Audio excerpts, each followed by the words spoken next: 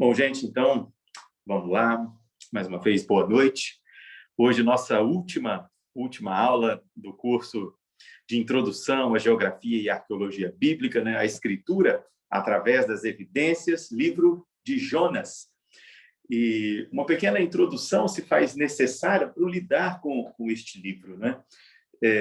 Como não reconhecer ser um livro tão representado, tão colorido, né? Há algumas narrativas bíblicas que chamam mais atenção, né? Que pululam da Escritura ao conhecimento plural, ao conhecimento de todos, e mesmo que às vezes um pouco destituída, né, da sua construção original. Ao exemplo, como não chamar essa narrativa de Jonas e a baleia? É curioso o fato, até para a gente poder começar, né, que no mar Mediterrâneo não há baleias, né? Então, em primeiro lugar, não poderia ser uma baleia nesta narrativa, em especial também porque não há uma palavra para determinar este peixe dentro do hebraico bíblico, ou mesmo dentro do arameu, dentro do caldaico assírio, né? Povo que também habita nas terras de Nínive, cidade que nos é cenário, né, dessa narrativa. Muitos também têm falado, né, ao longo dos anos que esse texto é parabolar, é metafórico, figurativo. Afinal, acontecimentos um tanto fantásticos acontecem neste enredo, né? Um tanto inexplicáveis. E é mais confortável para alguns dizer que não é literal. No entanto, nosso Senhor Jesus lança a mão deste texto para falar sobre o sinal de Jonas, sinal que será dado, e o Senhor Jesus toma isso por uma narrativa literal. Em primeiro lugar, não haveria problema em uma parábola trazer um conceito, um propósito, uma essência e um objetivo do texto. Afinal, o próprio Cristo lança a mão de parábolas, um conceito que não fora ele criar, o criador, apesar de intensificador, né, em seu ministério e obra, algo que já existe desde a antiguidade, inclusive presente no Antigo Testamento. Não haveria nenhum problema no texto de Jonas ser metafórico, ser uma parábola. Mas, uma vez que ele é tomado por literal pela própria Escritura, tomado por literal pela palavra do Senhor Jesus, nós já sabemos, nós já entramos no texto, entendendo que tal narrativa transporta eventos de impacto no espaço-tempo, de realidade na sua construção, e é justamente esse impacto que a gente vai observar enquanto observa o texto. Não se trata de uma parábola, mas de um evento literal, de um fato. Então, como se trata de um livro pequeno, nós vamos observar com detalhes o capítulo 1 e o capítulo 3, eu gostaria de, hoje, nós entrarmos um pouco mais no texto e lermos um pouco destas passagens. Antes ainda de começarmos, né, você que está com a sua Bíblia aí ao lado, abra no texto de Jonas, capítulo 1, e deixa aí aberto, que vamos recorrer a este texto em alguns momentos.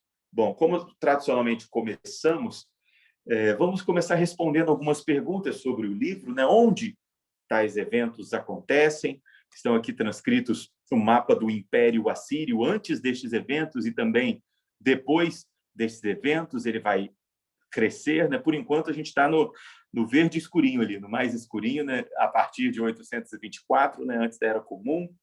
E dentro dessa construção, dessa formação do Império, o reino de Israel e o reino de Judá já ainda fora, na verdade, né, dos domínios do Império Assírio. Então, é nessas circunstâncias que nós começamos a nossa narrativa. Eu coloquei um destaque do recorte do Império nessas duas épocas à esquerda e um destaque da distância entre Jope, para onde vai Jonas a fim de buscar refúgio, né, e transporte para a sua fuga, da distância que ficava Jope até Nínive, a cidade objetivo, né, de seu chamado. Vamos ver isso com um pouquinho mais detalhes. Por exemplo, a cerca de 550 milhas de Nínive está Jope, e esse era o caminho quase totalmente, né, percorrido por Jonas até a cidade de Nínive. No entanto, ele deseja partir para o oposto, para Tarsis, que não está apenas a 550 milhas, mas a 2.500 milhas de distância, né? Esse mapa é um mapa físico, já mostra um pouquinho para a gente também. Os irmãos vão ver que essa parte mais escura do mar é uma parte mais profunda, né? E que dentro do mar Mediterrâneo, que compõe o espaço entre Társias e a costa de Israel, todo esse espaço da costa norte da África e da Europa e do leste europeu, não está tão azul ou tão escuro quanto o mar já depois do Estreito de Bering, né? O mar após Tarsis. E a resposta é simples, é porque o mar Mediterrâneo nem sequer é tão profundo quanto o oceano a partir dali. Então, esse mar, entender um pouco de como ele funciona, nós vamos entender isso ao longo da história, né, ao longo da narrativa, é importante para a profundidade da narrativa. Também, quando acontece, nos importa para entendermos os eventos que cooperam com o que aconteceu. Organizei aqui uma pequena tabela, né, de monarcas assírios, né, do tempo da capital ninivita. Nínive é capital, deixa de ser capital, retorna a ser capital para deixar de ser novamente, algo que acontece ao longo da história do Império Assírio. E eu começo lá no reinado de Acabe, e em preto estão os reis de Israel durante o período de alguns acontecimentos. Por que eu volto lá em Acabe, né? Lá entre 873 e 852, né? Antes da Era Comum, logo antes de Cristo, para explicar um pouco de onde começou essa inimizade, né, entre os habitantes de Israel e o Império Assírio. Em primeiro lugar, pela a grande alcunha que carregava o Império Assírio era a sua brutalidade na guerra. O Império Assírio tinha algumas práticas um tanto intensas, né, para com suas conquistas. Por exemplo, o Império Assírio fora o modernizador, né? Não fora simplesmente o inventor, né? Mas eles modernizaram as práticas de tortura, né, durante a guerra, como, por exemplo, já faziam parte das práticas militares dos assírios uma espécie de crucificação, apesar de não ser comum, algo que vai ser melhor trabalhado pelos persas no futuro.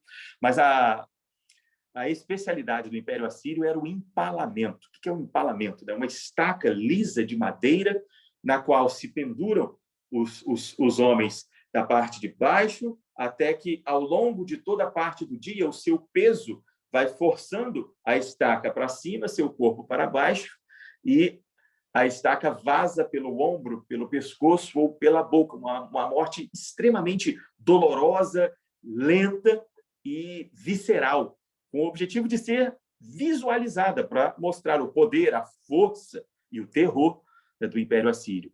Eles também tinham as práticas de amarrar os generais e os deuses conquistados como cães e exibidos como cães, deixando-os nus, amarrando uma argola de ferro batido na sua mandíbula e puxando essa argola, esse elo maior da corrente pela boca, puxando-os, arrastando-os pelo chão como cães.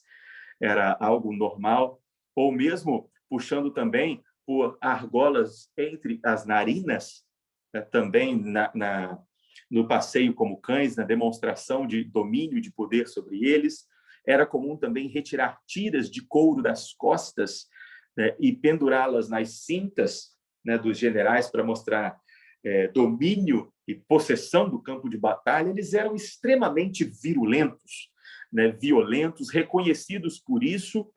E no período do rei Acabe, o poder do Império Assírio estava em franca ascensão, e as zonas de influência, né, de troca de comércio, de escambo, de demanda de tributo e de homenagem já estavam alcançando, né, as fronteiras de Israel. Inclusive, acontece no período do rei Acabe a famosa Batalha de Carcar, né, a batalha conduzida por Salmaneser III, uma batalha extremamente também violenta, que marcou profundamente a história de Israel, não apenas pela violência, né, de seus atacantes, mas pelos efeitos dessa região de domínio que alcançava agora as terras de Israel. Por isso eu separei aqui à esquerda o termo brutalidade na guerra, falando da opressão que sofria Israel sobre a influência do Império Assírio e o dano do Império Assírio, começando, né, principiando no período de Acabe, e esse grande acontecimento reconhecido na história, né, que é a Batalha de Carcar, durante o reinado de Salmaneser. E, a partir daí, eu dividi alguns reinados que vão promover algumas transformações dentro da cidade de Nínive, capital, né, do Império Assírio, que vão consideravelmente enfraquecer a cidade, diminuir a zona de influência até que alcançasse as fronteiras de Israel, diminuindo o dano e o contato, deixando apenas essa herança, essa rusga, essa lembrança tenebrosa no coração dos filhos de Israel, que agora veem com olhos tensos e terríveis o que é o Império Assírio, o que são estes homens terríveis, né, que habitam esta região. Então, desde o reinado de Adad-Nirari III até o reinado de Assur-Nirari V, uma série de eventos que acontecem, inclusive, durante o reinado de Jeroboão II em Israel, vão diminuir drasticamente esse poder, esse amparo e esse alcance, essa soberania do Império Assírio, e são esses eventos que fazem contexto, eco para a nossa narrativa, para o estudo do texto de hoje, para o texto de Jonas. Também dividi aqui o período profético de alguns profetas em Israel, o profeta Amós, Oséias e então Jonas. Os três dividem aqui este tempo de profetismo, dos quais os eventos vão se ocorrer. É muito importante a gente ter essa boa ideia de um recorte temporal para a gente entender a intensidade desses eventos. Afinal, são fatos históricos, segundo nos recorda o Senhor Jesus, e não apenas um alcance metafórico de uma parábola. Precisamos entender um pouco mais, né, o que aconteceu. Trouxe aqui também um como acontece, como nos é de costume. Já falamos sobre onde, sobre quando, então aqui um como, onde nos importa ainda mais para o texto. Há um plano de fundo identificado aqui. Eu dividi os nomes deste plano segundo eram construídos presságios ninivitas. Por exemplo, todo presságio ninivita começava o seu anúncio dizendo: até os confins da terra, no mais profundo mar, das alturas dos céus, anunciado será. Então era dito o que diziam os deuses, o que era o recado, a mensagem, o presságio dos deuses, seja de forma natural, seja pela boca de um oráculo ou de um profeta, né? Eu dividi o texto de Jonas assim porque os acontecimentos do livro respondem bem a estes ideais do profetismo ninivita, enquanto como nós vamos descobrir um pouco mais, né, ao longo da nossa aula. Por exemplo, o recorte, a divisão do livro começa com um chamado à missão. O Senhor chama o profeta responde a esse chamado, intentando fuga. Depois, há o cumprimento da missão e há uma resposta dos ninivitas. A gente viu uma resposta do profeta ao chamado, agora uma resposta ninivita ao cumprimento. Vemos o resultado, então, da missão no meio dos ninivitas e vemos a resposta de Deus a este resultado promulgado por ele mesmo. E, por fim, descobrimos a natureza desta missão, a natureza mais ampla desta missão e uma nova resposta por parte do profeta. Essa organização, o livro dessa organização ficaria assim: capítulo 1º, capítulo 3º, capítulo 4º e, por fim, o capítulo 2. Por que essa divisão? Apesar da oração de Jonas ter acontecido de dentro do ventre do grande peixe, vamos falar um pouco sobre isso, ele apenas redige e prescreve esse salmo de ação de graças, esse canto de louvor ao Senhor, após os acontecimentos do 4º capítulo. Os irmãos hão de convir que o 4º capítulo acaba de maneira abrupta, toda essa narrativa acaba. Jonas está ali desgostoso, revoltado, pedindo para morrer, e o Senhor lhe está, vamos dizer, passando um sabão, né? Explicando o que são as coisas, explicando quem ele é, explicando a natureza da missão, explicando a natureza do próprio Senhor. E então o livro acaba. Não sabemos o que aconteceu, o Jonas ainda está lá em cima, desgostoso com tudo. No entanto, nós temos sim ainda uma visão final, um vislumbre final dessa narrativa, que é o capítulo 2. A redação daquilo que aconteceu dentro do ventre do peixe, depois de todo o acontecimento concluído. Até porque a gente vê que Jonas está disposto a fugir. Depois nós vemos ele saindo do ventre do peixe, disposto a anunciar, até com um tanto de pressa, não é?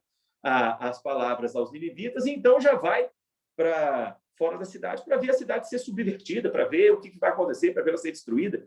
Ué, cadê aquele ânimo que nos conta o texto do capítulo 2? Onde está aquela contrição e o louvor ao Senhor?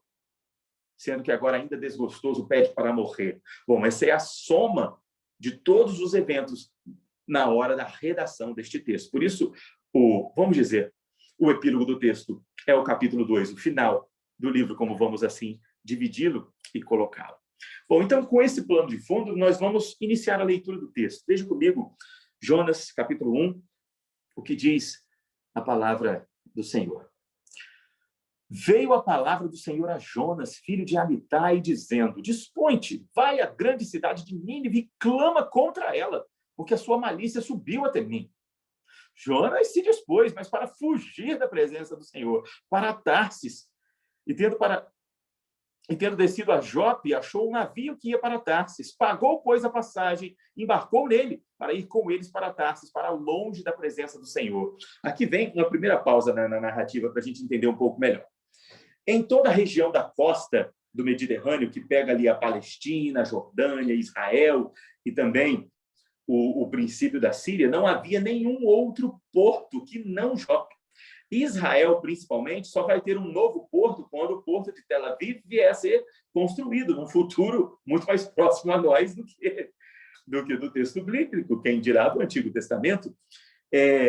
Foram um acordo de Salomão com o rei de Tiro, que edificara não somente o porto de Jope, bem como alguns outros ao longo da costa da África e do Iêmen, né? Bem como também eram os condutores das rotas de Ofir. Os navegadores que traziam as riquezas das rotas de Ofir a Salomão eram estes habitantes, né? Fenícios, homens fenícios, os habitantes da cidade de Tiro. E são estes mesmos navegantes que continuaram a promover navegações no mar Mediterrâneo, juntamente com os navegantes micênicos, né, da Península Grega. E provavelmente foram um navio fenício que Jonas teria comprado passagem neste mesmo porto. Não é natural dos filhos de Israel, dos habitantes de Israel, promover navegações. A pesca é algo comum no Novo Testamento dentro do Mar da Galileia, que é uma lagoa, água doce, não um mar, né? Entende-se, inclusive culturalmente, em boa expressão, que no mar habitam demônios. A palavra mar na Escritura, inclusive, é um cognato para a palavra profundezas, para o abismo, né? E entende-se na cultura do Antigo Oriente, em Israel, mas não só, em vários outros povos de Canaã, que o mar contém o mal. Então, lidar com o mar, precisa se dobrar o mar, por isso a oferenda de sacrifícios para aqueles que vão subir as rotas do mar. Então, não é natural de Israel a cultura marítima. Quando Salomão começou a promover esse empreendimento, ele o construiu a partir dos seus tratados, dos seus contratos com o rei de Tiro. Bom, e possivelmente, então, num navio fenício, Jonas paga a sua passagem e vai em direção para Tarsis. Bom, no Antigo Oriente, é comum entender que a região de Tarsis, ou Tarshish, um dos filhos de Jafé, que vai se alocar na costa da Espanha, na costa mallorquina da Espanha, é tido pelo Antigo Oriente que estas regiões são um dos limites, um dos 4 limites do mundo. E depois haveria apenas o mar. Os próprios fenícios, quando contornaram o périplo africano, né, a mandato dos egípcios, os egípcios pagaram os fenícios para contornar a África. Eles também comentaram que seria riscoso demais, né, enfrentar o grande mar dos espíritos, o grande oceano dos espíritos. Na tradução, eles não chamaram oceano, a palavra bem é abismo de espíritos. E precisavam voltar, mas havia muitos caminhos para o retorno. Então, quando eles contornaram a África, eles não pararam ali e chegaram a alcançar, inclusive, regiões da Polinésia em suas navegações. E chamaram essas regiões das terras austrais de Salomão Há algumas, apenas por curiosidade, cartas de navegação de Salomão guiando as navegações fenícias, né? Há registro disso nos paralelos de Rashanra, bem como em alguns outros documentos fenícios. Por isso, eles dão nome às terras que encontram de austrais, por causa da instrução de Salomão. Não à toa, os britânicos, quando estão navegando pelas ilhas da Polinésia e alcançam a Oceania, o final de suas navegações, chamam as últimas terras de Austrálias, daí a própria Austrália, nação de hoje, por herança dessas navegações e desses mesmos nomes. Bom, indiferente a essa dinâmica, dá pelo menos para a gente saber que os fenícios eram experientes, treinados, preparados nas navegações, dividindo apenas exclusividade com os próprios micênicos, com os gregos, né, ao largo do Mediterrâneo. Ainda não haviam romanos para as guerras púnicas que ainda vão acontecer, né? Em um futuro ainda bem distante.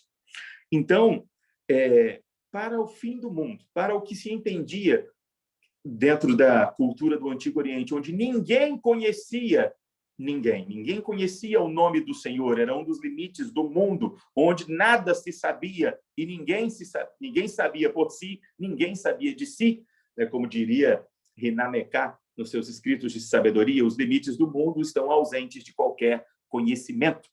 Bom, não à toa Jonas tenta fugir para lá. E é algo interessante nessa fuga de Jonas, porque, em primeiro lugar, ele tem certeza que se ele for lá e falar, expor o Senhor, os ninivitas serão resgatados, serão salvos. Se ele for levar a palavra do Senhor, ela será eficaz. Ele tem certeza disso. E porque não pode ir lá de jeito nenhum.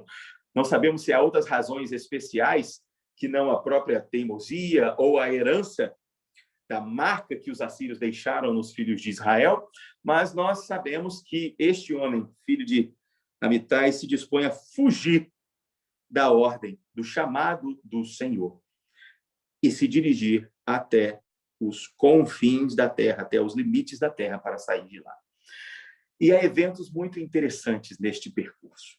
Nós vemos, não precisamos ler todos os detalhes deste texto, mas nós podemos ver o seguinte: é Jonas que está no navio, que vai em direção a Tarsis, está dormindo, né, dentro do navio, e enquanto ele dorme, algo tremendo acontece, uma tempestade.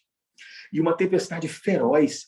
E veja que deve ser uma tempestade realmente descomunal, porque estes marinheiros que são tão experientes, estes homens fenícios, estão com medo. Não apenas com medo, veja a gravidade, né? Há uma escala de termos no texto que intensifica esse medo. Eles estão com medo, desesperados, tomados de pavor. Esse medo vai crescendo enquanto os eventos vão se desenrolando. Nós vemos que eles estão jogando fora o motivo da viagem, estão se dispondo da carga, a fim de guardar segurança. Eles estão vendo a costa, remando para alcançar a costa, e eles não estão conseguindo. E o navio está sendo estraçalhado.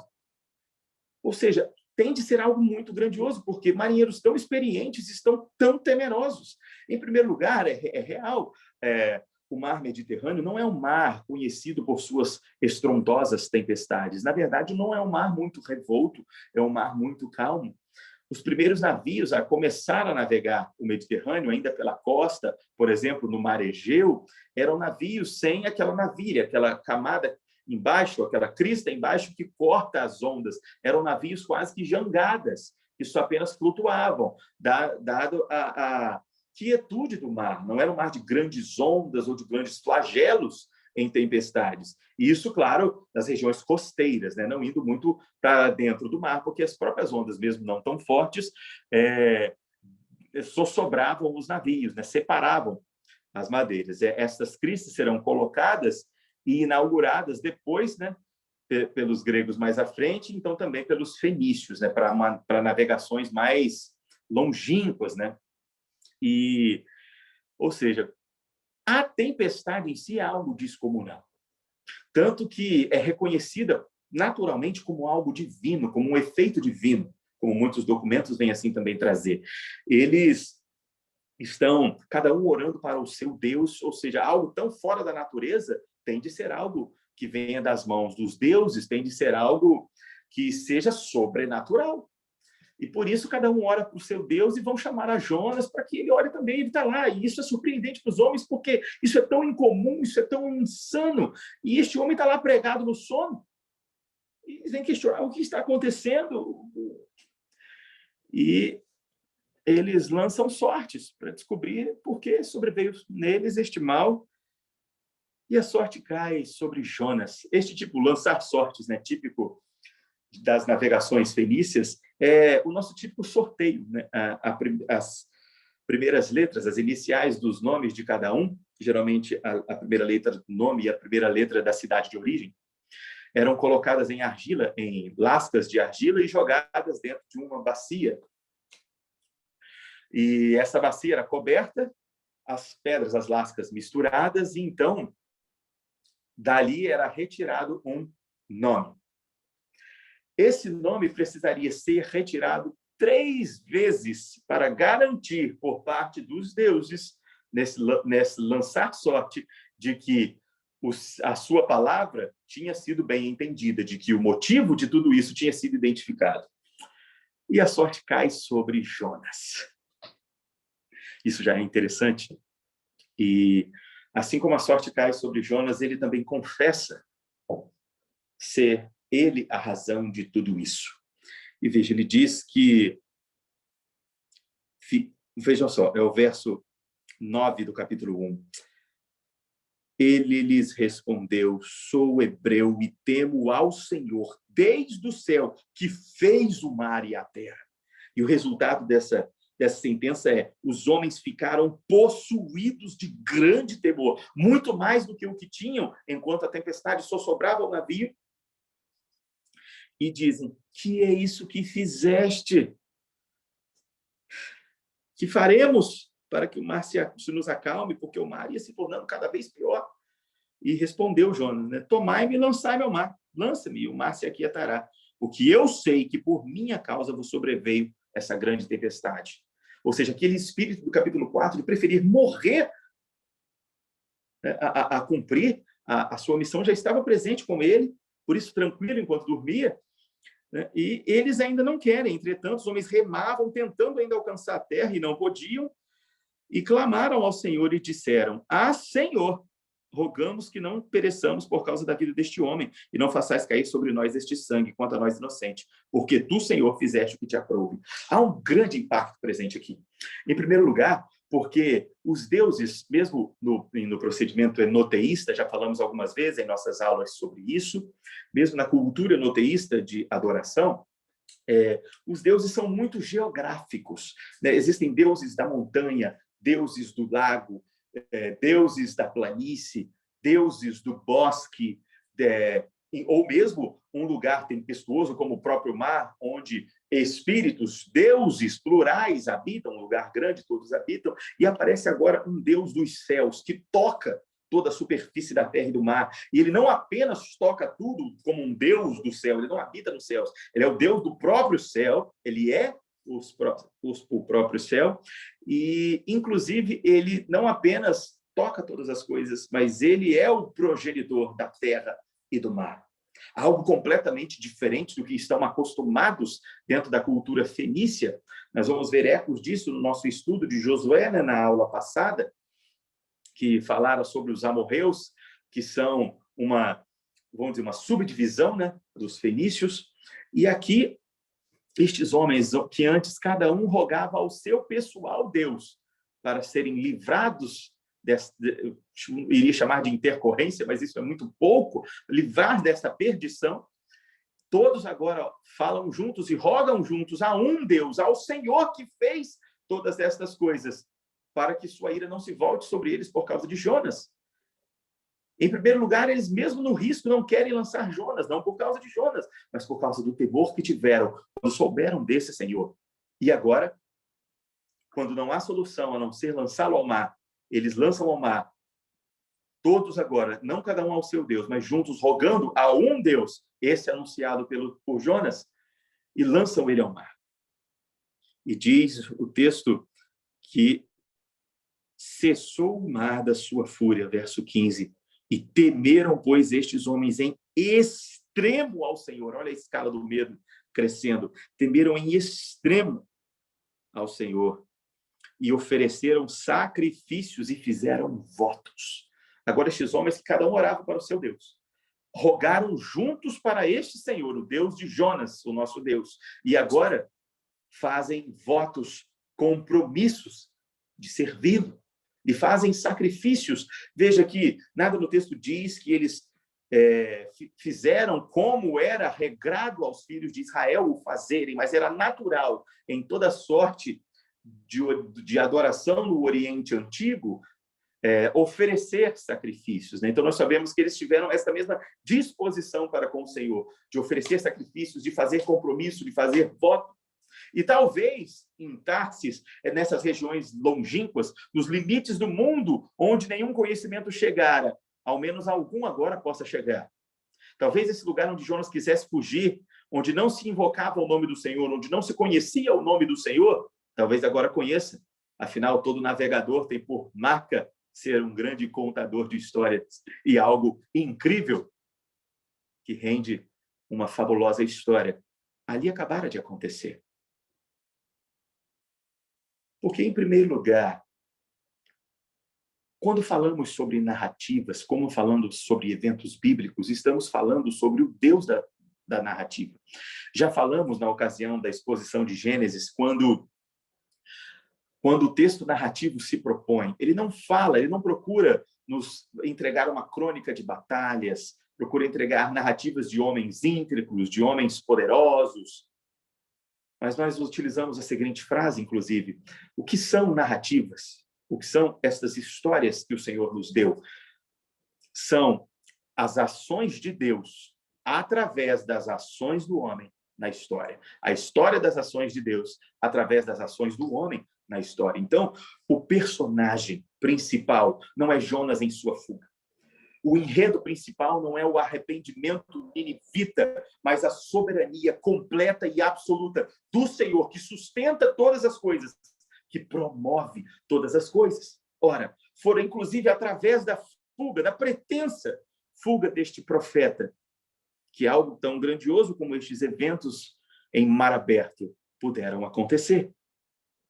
Bom, mas o texto continua, porque diz o Senhor: deparou o Senhor um grande peixe para que tragasse a Jonas, e esteve Jonas 3 dias e 3 noites no ventre do peixe. Bom, grande peixe não é uma baleia, em primeiro lugar, porque já vimos, elas não estão no mar Mediterrâneo. Em segundo lugar, porque mesmo se tentarmos pegar a maior baleia possível, por exemplo, uma cachalote, né, uma grande baleia, a garganta dela é muito fina. Algumas dessas baleias conseguem ter gargantas ainda um pouco mais estreitas que as nossas. Então, não seria o caso. E pela expressão grande peixe do texto, como a gente viu que os hebreus não têm muito contato com o mar, a diferenciação das criaturas marítimas são grandes, pequenas, colossais. Não há uma outra diferenciação muito detalhada ou mais minuciosa. Então, este grande peixe, que é identificado por seu tamanho, por sua qualidade, poderia ser qualquer um. Ao mesmo tempo, ainda falando das baleias, como que uma baleia deixaria Jonas na praia? Vomitaria Jonas na praia, sem ficar encalhada, né? Bom, o texto não diz que o animal, né, o que fez o animal, não diz também que se o animal deixou ele na água, ele nadou o resto do caminho. Não, ele deixou ele na areia, né? Como vimos. Então, é o que diz o último verso do capítulo 2. Falou, pois, o Senhor ao peixe, e este vomitou Jonas na terra, não para a terra, mas literalmente nela. Bom, poderia ser uma tartaruga, poderia ser um crocodilo, como alguns ao longo da história já tentaram dizer, não nos temos elementos para dizer qual foi, e esse não é o propósito, o núcleo da história, não é seu objetivo. Nós vamos, inclusive, falar um pouco mais sobre esses detalhes no final. O que nos importa agora, em essência, o que acontece quando chega Jonas nas areias da costa mediterrânea, a fim de ainda caminhar por algum tempo até chegar em Nínive. Vamos lembrar do mapa, Nínive está longe da costa. A área de influência, o Império Assírio já está ali na costa, mas sua capital, a cidade de Nínive, está bem deslocada para o interior. Afinal, trata-se do Iraque. E aí, o Iraque não está pertinho da costa mediterrânea, não. Então, há alguns eventos que a gente precisa entender, porque não só o peixe engoli-lo, e ele permanecer no seu ventre por 3 dias, 3 noites, ele ser depositado na terra. Não apenas isso é incrível ao texto, mas o que acontece depois? O cumprimento desta missão e a resposta dos ninivitas ao evento que acontece. E é algo inacreditável, pois a palavra do Senhor diz que 120 mil homens e mulheres habitavam dentro daqueles muros, e Jonas, percorrendo ainda o caminho de um dia, ou seja, demorava cerca de 3 dias para sair de um extremo de Nínive ao outro, Jonas ainda percorrendo um terço deste caminho, anunciando, a gente pode ver até com certa pressa, nós não sabemos quais foram as palavras do Senhor, pois o Senhor apenas diz, verso 2 do capítulo 3, dispõe-te e vai à grande cidade de Nínive, e proclama contra ela a mensagem que eu te digo. E disse a mensagem. Nós não temos detalhes.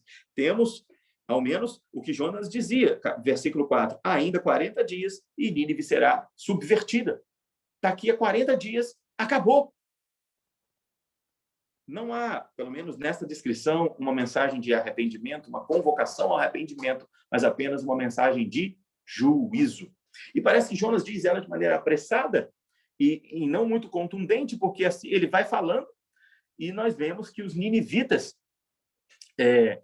não apenas creem no que diz Jonas, recebem de maneira vital, como o rei promove decreto, vira lei cumprir aquilo, para que eles se vistam de pano de saco, para que façam um jejum e orar, para ver se o Senhor, que vai destruí-los em 40 dias, desiste de fazer o que estava para fazer. Ora, um decreto, uma lei, todos, não só homens, animais deveriam promover jejum e juízo, também em pano de saco, com algo tão grandioso acontecera com tão poucas palavras. Creiam, irmãos, que se é um decreto, está em pedra, e ele está. Vamos falar sobre isso. Bom, é algo realmente contundente. E é aqui que encontramos certo amparo da geografia e da arqueologia, nos dando um alcance mais profundo e mais abrangente de tais eventos. Eu fiz aqui, para exposição aos irmãos, alguns fenômenos, né? Uma construção temporal de alguns eventos. Lembra que nós comentamos dentre o princípio das disputas da Batalha de Carcar com Acabe até depois o declinar da prosperidade assíria, até que ela começa a subir de novo? Eu coloquei aqui alguns eventos responsáveis de maneira mais marcante para esse declínio. Alguns eventos que antecederam a chegada do profeta em Nínive. Por exemplo, nós teremos de voltar pelo menos aqui uns 6 anos antes da chegada de Jonas. Estamos aqui no ano 765, antes da Era Comum, onde está acontecendo, dentro da capital ninivita, um desentendimento entre o rei, entre o Patesi, por assim dizer. Patesi é um clássico mesopotâmico, mas uso apenas este termo para nós sabermos que os reis são filhos da divindade, os reis manifestam o governo divino e governam porque são acompanhados pelo divino. Logo, se governam bem é porque os deuses estão com eles, se governam mal é porque os deuses os estão abandonando ou os estão confrontando. Bom, havia uma rusga entre a família real. Nós não temos muitos detalhes, né, sobre isso. Nós apenas sabemos que havia uma separação, que a esposa e o filho estavam morando num palácio de verão, enquanto o rei estava morando num palácio central em Nínive, na própria capital. Este rei, separado de sua esposa, ou seja, a corte não estava vendo isso com bons olhos. Porque o que está acontecendo, né? Isso é nada muito significativo ainda, apenas um desgaste real. Bom, mas isso foi intensificado por outros 2 eventos. Em 765, uma praga chamada pelos documentos, né, pelo cânon epônimo de Hareshuok, que isso significa? Quer dizer, o Deus, o divino, sentado no ombro, né? Com Deus no ombro. A ideia é que os deuses estão pesando os ombros dos seus servos e os seus corpos estão ficando destituídos de vida, ou seja, uma doença, estão destituídos de saúde, porque os deuses estão assentados nos seus ombros. Ora, deve realmente ter algum problema para com a corte, para com o rei? Afinal, os deuses estão agora lançando a sua mão, lançando o seu juízo sobre os filhos dos homens, sobre os ninivitas. Afinal, uma praga se institui nesse ano. Não só isso, o exército está muito fraco para guerrear. É uma notícia comum, né, escrita na estela de Assurdano, inclusive Assurdano III é o rei deste período, né, como estava lá na nossa tabela anterior. Eu vou voltar apenas alguns slides, os irmãos vão ver. Assurdano III, entre 773 e 755, antes da Era Comum, é o rei onde acontecem os eventos da narrativa deste texto. Inclusive, o profeta Jonas teria chegado em Nínive por volta do ano 759. Vamos explicar por que temos esta ideia. Bom, novamente, aqui a nossa construção de eventos. No ano 764, um ano depois da praga, disse pela estela de Assurdano que o exército está muito fraco para guerrear, e era comum que anualmente, no máximo bienalmente, mas em geral, anualmente, o exército saísse em campanha para promover a glória de Deus. A glória, neste caso, do Deus de cada imperador, do Deus de cada rei, que é, neste caso, sempre também o Deus que abençoa as batalhas. Então, este rei não só está começando a perder aqui a sua, vou chamar de popularidade, porque já havia uma disputa real, uma disputa palaciana. Agora ele começa a perder popularidade porque há uma praga. Os filhos de Nínive, os ninivitas, estão sofrendo com uma praga. Depois, o exército está fraco, não pode cumprir campanha, não pode mais promover a bênção dos deuses para com o crescimento da nação. O exército está fraco. Inclusive, alguns pesquisadores dizem que essa postura do exército e dos generais de anunciar sua fraqueza seria por um pretenso motivo, né? Por um possível motivo para a rusga, para a revolta palaciana, como cita o cilindro susanita, né? Quando Suzã se torna a capital, ela começa a contar a história de Nínive, e esse é o cilindro susanita. E lá comenta sobre essa revolta palaciana, e alguns pesquisadores entendem que a esposa do rei se afastara do rei porque queria que o seu filho se tornasse rei, juntamente, e que fosse regente o seu general. Esses pesquisadores, né, franceses, entendem que o general e a rainha tinham um afeto e que eles queriam dar um golpe, né, substituir o rei, o despopularizando. A praga é real, ela aconteceu, o cânon epônimo, que é tipo um calendário de eventos assírios, fala sobre isso bem detalhadamente. Não é a única praga, ele fala de várias pragas ao longo dos séculos, e talvez fosse apenas um amparo do exército dizer que estava fraco para aumentar ainda, né, a impopularidade do rei, ou realmente ele estava fraco, destituído, não pronto para uma campanha. Né? Por isso, a perda das influências que alcançavam até o reino do norte de Israel, que agora não mais alcança. O exército está destituído ou segurado.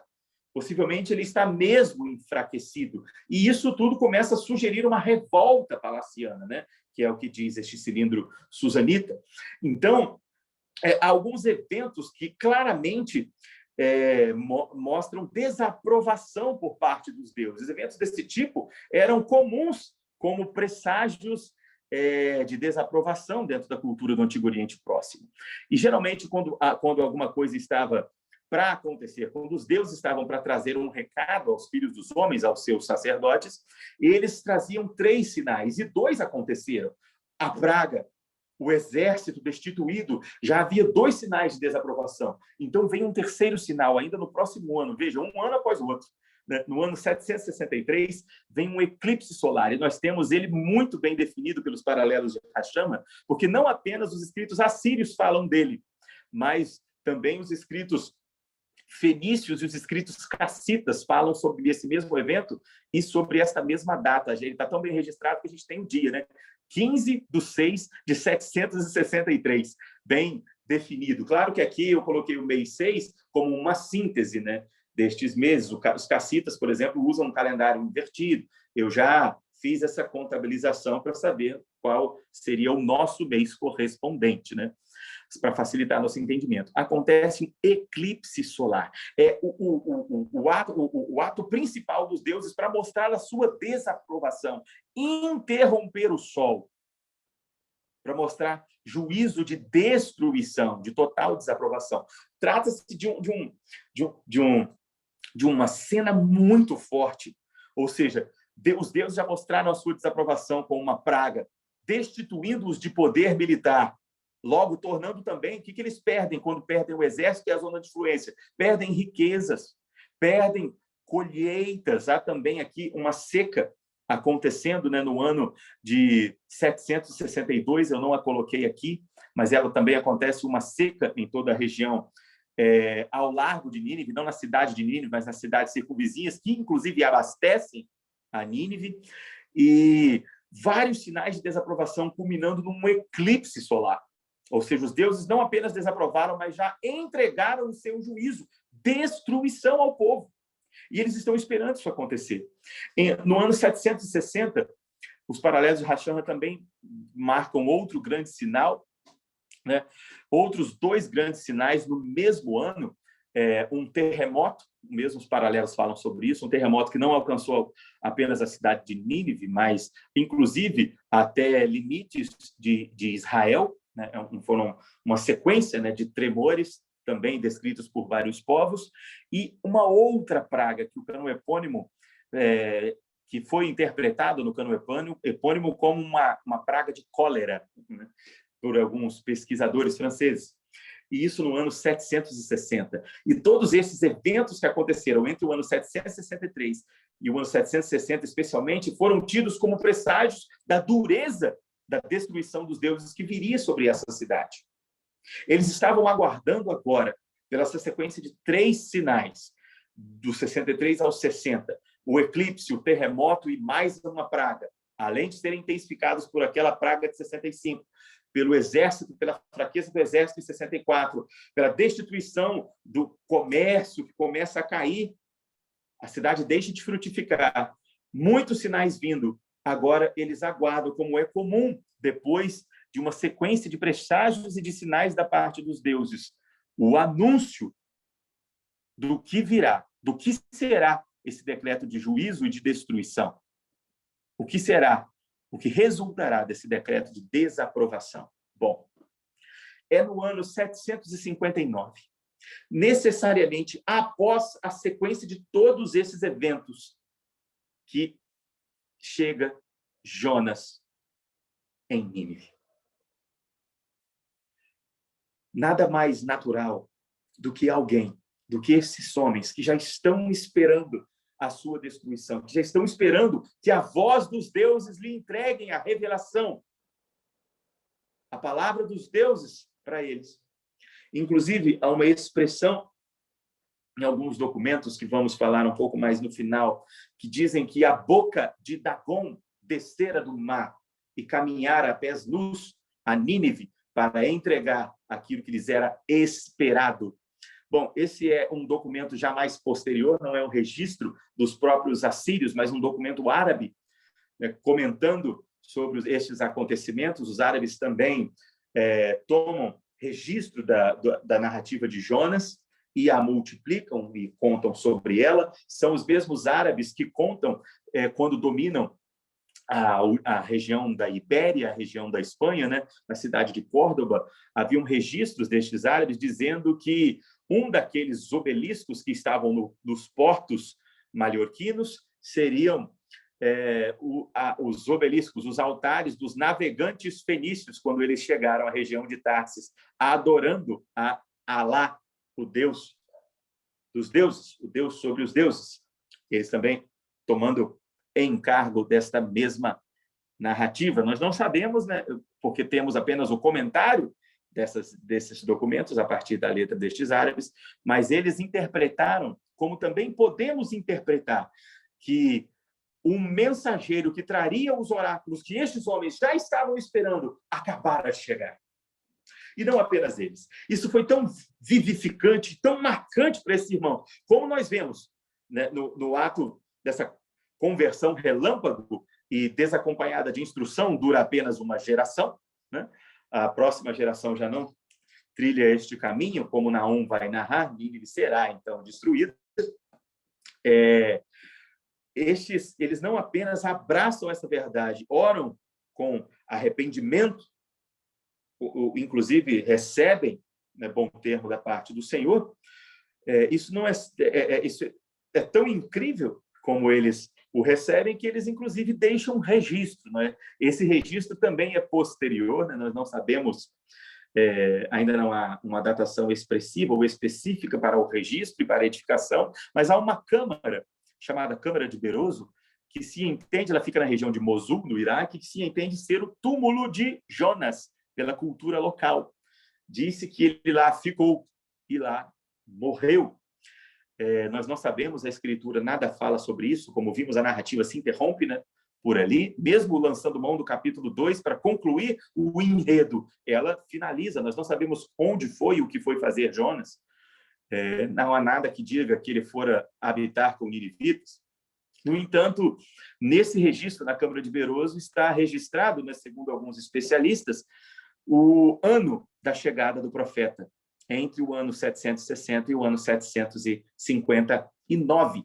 Isso pode ser uma interpretação histórica de um templo, né, de uma câmara construída posteriormente, ou pode ser literalmente a expressão de sua chegada. Mas como todos os eventos compõem e constroem um enredo tão rico em detalhes, podemos entender, há elementos para tanto, que esta é a época da chegada de Jonas, depois do acontecimento de todos esses eventos. E há uma dinâmica muito legal construída aqui, que nós vemos paralelos, né, entre os filhos de Israel e os filhos de Nínive. A resposta dos justos e a resposta dos ímpios ao mesmo chamado do Senhor, um chamado ao arrependimento, um chamado de juízo e de destruição para aqueles que se desviam dos seus caminhos. Ora, Israel, sob a gestão de Jeroboão II, Israel, o reino do norte, constantemente entregue à idolatria, ao adultério cultual, à prostituição cultual, tem recebido do Senhor mensagem completa da parte, inclusive, de outros profetas em mesmo tempo, como Amós, como Oséias, como virão outros logo a seguir. Bom, estes que serão Miqueias, Isaías, ou seja, o povo está recebendo instrução, o povo está recebendo um chamado ao arrependimento, o povo do Senhor responde ao Senhor com destituição, com adultério, com idolatria. Enquanto estes que são tomados por justos têm tal atitude, estes que são tidos por ímpios são alcançados pelas mãos do Senhor. Isso nos faz lembrar, inclusive, ecos do Novo Testamento, quando o próprio Cristo anuncia que para estes que estão ali em Betânia, mais rigor será do que para com aqueles em Nínive, do que para com aqueles, ou mesmo em Sodoma. Dizia que se este evangelho tivesse sido anunciado lá, frutificaria muito mais, dada a dura serviço destes homens. Ora, a cidade de Nínive, aqui uma pequena ilustração de como ela poderia se parecer.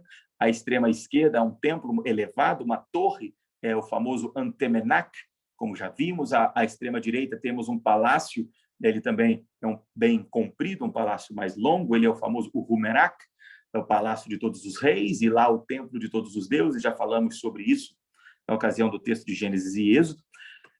Essa visão da cidade de Nínive, né, também fora construída por aqui, um dos seus portões, a sua irrigação, uma cidade frondosa, grande, poderosa, e vai ser ainda mais poderosa, né, ao longo das gerações. Ele está passando por um momento de desnível, né, de redução.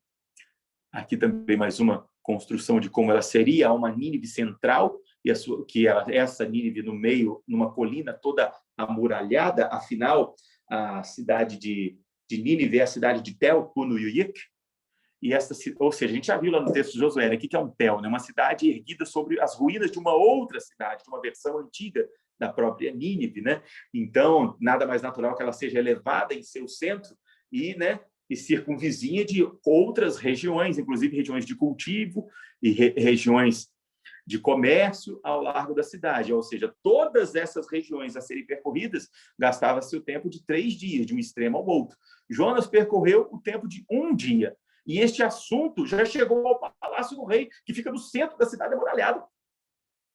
Ora, eles já estavam aguardando, tipo, com certeza, os primeiros a receberem tal notícia já levaram a outros e ao rei, todos estão esperando a mensagem que vem do céu. Só que essa mensagem não vem dos deuses tradicionais. Essa mensagem não vem dos deuses ou dos espíritos do mar. Essa mensagem vem de um Deus diferente, do Deus dos céus, que anuncia arrependimento. Bom, alguns teólogos entendem que esse arrependimento fora verdadeiro, fora real. Outros entendem que este arrependimento não compreendeu a profundidade do que anunciava Jonas e fora apenas emocional. Para o nosso texto e para a nossa visão, nos cabe entender que, apesar de algo tão fantástico narrado no texto, apesar de não termos as informações neste texto, como também não tínhamos no texto de Josué, e que já vimos, o Senhor vem trabalhando ao longo de toda a narrativa, não só através dos filhos dos homens, apesar dos filhos dos homens, de maneira muito mais profunda, dinâmica e abrangente, maior, mesmo que não percebamos. Jonas não sabia de todos estes eventos, apesar de ter certeza de que, se fosse, os ninivitas seriam alcançados pelo Senhor. E isso acontece. Aqui mais também o sítio arqueológico da região central, né, da cidade amuralhada de Nínive, do centro, né, próximo a Mosul, lá no Iraque, mais algumas imagens das escavações na região. Aqui os antigos portões orientais, sendo também ocultados pelas terras. Mais algumas regiões. Aqui, irmãos, está ilustrado, como parte da estela de Assurtan, o jejum e o pano de saco, que deveria ser feito a fim de ganhar o favor, a fim de não serem destruídos pelo anúncio do oráculo, a fim de encontrarem o favor de Deus, do Deus, como eles chamam, né? Favor de, na verdade, dizem alturas, favor das alturas, né? Do Deus que está nas alturas. Bom, é também narrado o luto dos animais, animais com pano de saco, animais com vestimenta também em luto, a fim de buscar e manifestar a favor dos deuses. Aqui um pedaço da estela, né, tirada de forma decorativa, não é literalmente a estela de Assurdan, apenas para a gente saber que tipo de documento, né, como são esses documentos. Coloco aqui também ilustrações, por exemplo, do prisma de Taylor, para mostrar para a gente como eram feitos os registros. À esquerda está um pedaço do cânon epônimo, né, do calendário de eventos. Mais algumas ilustrações. Coloco também algumas ilustrações do texto hebraico falando sobre Jonas e do texto árabe falando árabe, apesar de estar escrito em grego, né, mas é um texto da cultura aristotélica árabe, né, do domínio árabe do leste europeu e do leste asiático e do oeste asiático. Mais algumas inscrições, né, que estavam no interior da cripta de Beroso. Esta é uma imagem dessa mesma cripta tida pelo túmulo de Jonas. Aqui apenas agora algumas imagens ilustrativas dos assírios, da sua violência, agora inclusive para com os animais, e uma ilustração famosa, né, ao longo da história, do que foi este evento.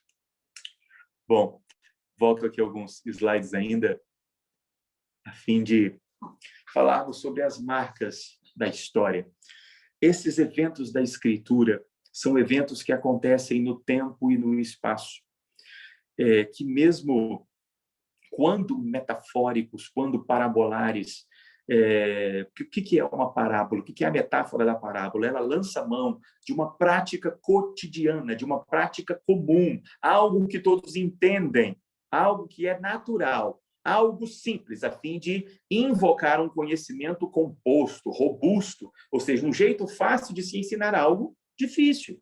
Isso é uma parábola. Logo, Jonas, em primeiro lugar, na expressão clássica desse gênero, não pode ser uma parábola porque é algo incrível, algo completamente fora do comum, não o oposto. Ao mesmo tempo, ele poderia ser uma parapoesia escatológica, né, que lança a mão de figuras expressivas fora da natureza, como leões com cabeça de bois, leões com cabeça de homens, leões que voam. Estou usando leões porque é algo muito comum, né, dentro do Império Assírio, mas não a única ilustração para esse tipo poético, né? A própria Bíblia traz, por exemplo, os animais de Daniel 7, né? Grande expressão, leopardos com 4 asas. E a ideia desse estilo poético é, através de grandes e expressivas imagens não naturais, trazer grande e expressivo conceito, também surpreendente. O próprio texto de Daniel explica que esses animais são reis. Então, fica bem definido. O texto já se explicou, né? Como um texto profético que também o é, e carrega essa alcunha. O texto profético apresenta um anúncio, apresenta um tema, apresenta uma figura, e logo depois a explica. Se ele não explicou, é porque outro texto profético já explicou, já o fez antes, né? Bom,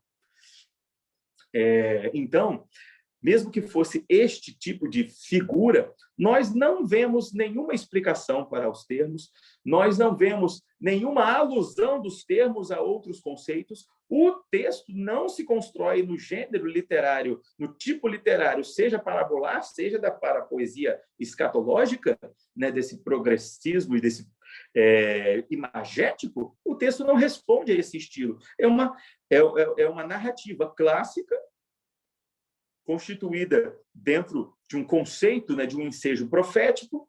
Em seu meio temos um salmo, uma poesia de ação de graças, e a narrativa prossegue. Ora, nem mesmo o gênero literário ou a própria interpretação local do povo de Israel, a interpretação a partir de Cristo, ou da história da igreja, ou mesmo a nossa nos dias de hoje, como reformados, sugere a não literalidade do texto. Eventos surpreendentes são guiados pelo Senhor, que guia toda a história, não apenas o povo de Israel, não apenas a sua igreja, mas todos os elementos de forma poderosa e proeminente, sendo o Senhor de todas as coisas, como ele é, como apenas ele o é. E isto deixa marcas na história. Estas marcas podem ser observadas. Muitas narrativas bíblicas possuem marcas fortes na história. Não é, como nós já falamos, nosso objetivo ficar verificando textos, procurando comprovações na história de que as narrativas bíblicas aconteceram. Já sabemos disso. Já sabemos, inclusive, no texto de Jonas, pela voz de Cristo, ser ele fato e literal. No entanto, nos dá ainda mais riqueza, profundidade e entendimento do alcance da obra do Senhor, como quando vemos o quanto ele alcança e o quanto ele trabalha. Já declaramos isso. Mas ver isso, pegar as ilustrações com um novo rosto, com um novo tom, essas narrativas, ganhamos muito mais profundidade realmente. O texto de Jonas é um texto riquíssimo. Eu fiz aqui um bom resumo, né, de todo esse apanhado histórico. Há muito mais impressões, muito mais outros comentários, outros elementos que podemos trabalhar ainda mais. Mas observando esta narrativa à luz destes eventos, nós podemos concluir que, em primeiro lugar, o Senhor, de forma diferente, vai a outra nação através do seu servo.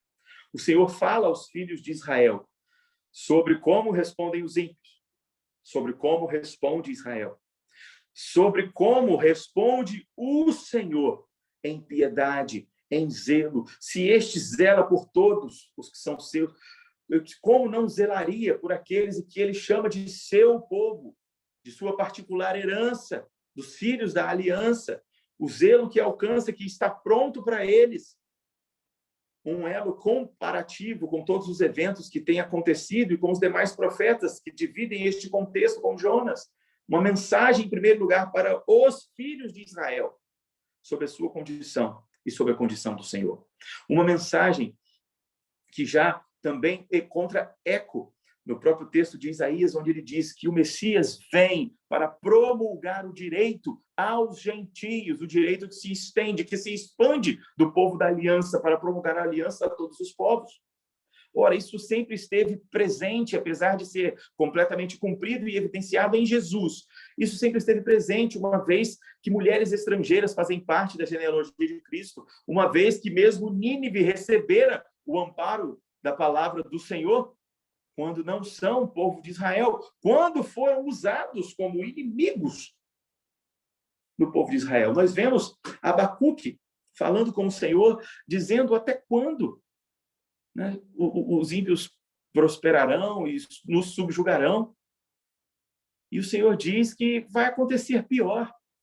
Um império ainda pior do que os próprios ímpios dentro de Israel. Um império ainda pior do que os próprios assírios que os assolavam. Viria. Babilônia seria edificada. E depois da Babilônia, um império ainda maior viria, o Império Persa, e a destituiria.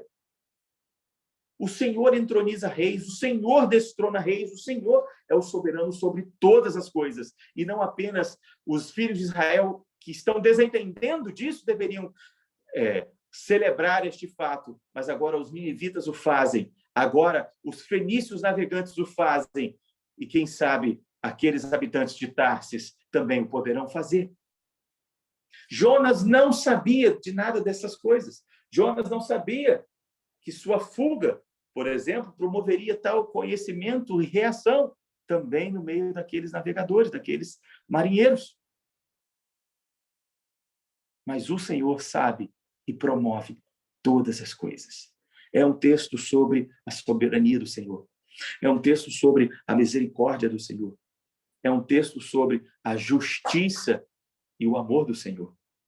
Não sobre um profeta fujão, apesar de ser ele um elemento tão presente dentro desse texto, tão didático para todos nós. Bom, depois de subir, por fim, né, Jonas, e encarar um resultado que ele esperava, mas que não acontecera, Nínive não fora subvertida, né? Vemos o Senhor expondo a ele sua própria natureza. E sabemos que, após isso, há renovo em Jonas, porque ele vai redigir, como falamos no princípio, né, da nossa aula, o capítulo 2. Ele pode ter orado, literalmente, esta oração do ventre do peixe. Mas é agora que ele a redige, como canto, tangendo com arte e com primazia, como nos anuncia o Salmo 33, aquilo que nos cabe diante do Senhor. Honra, louvor, glória, por tão grande graça que dele recebemos. Bom, não sabemos as conclusões da vida de Jonas, afinal o livro não é mesmo sobre ele, não sabemos se voltou, como voltou, o que mais fez, mas o que temos, aqui temos, e muito ainda o vemos impresso na própria história. Eu vou terminando a nossa aula por aqui. Agora, ao fim da aula, como nos é de costume, ficamos um pouco mais para perguntas. Louvo a Deus pela oportunidade, né, de podermos falar da sua palavra, de podermos partilhar sobre a história, sobre a geografia, sobre a arqueologia, algo que enriquece tanto o texto bíblico. Também louvo ao Senhor pela presença dos irmãos conosco, né, que tem nos acompanhado aqui no IRI, seja nesse curso, seja nos demais. Qualquer dúvida, fica também o nosso material com os irmãos, vou enviar aqui no grupo. É o momento para perguntas, que o Senhor